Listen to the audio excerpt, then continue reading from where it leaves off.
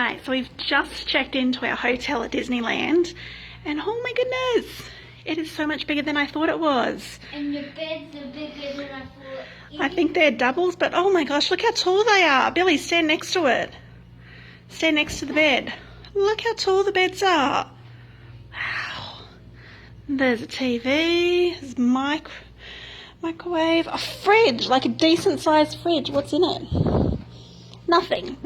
Okay, but still, there's a fridge, there's a desk, a mirror, and look at this, they were so nice, they gave us a view of actual Disneyland. We're literally across the street from it. That right there is the Disneyland sign, welcome to Disneyland. So when we go, all we have to do is go down, where is it? Go outside the hotel and cross the road there and we're at Disneyland. There's a table, chairs.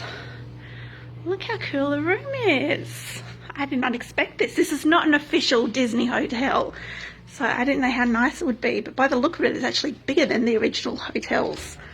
Look at this, cupboard space, bathroom. Oh, wow. Big mirror, toilet, is there a shower? Oh, bathtub and shower. And weird random artwork. Hi. Oh my goodness.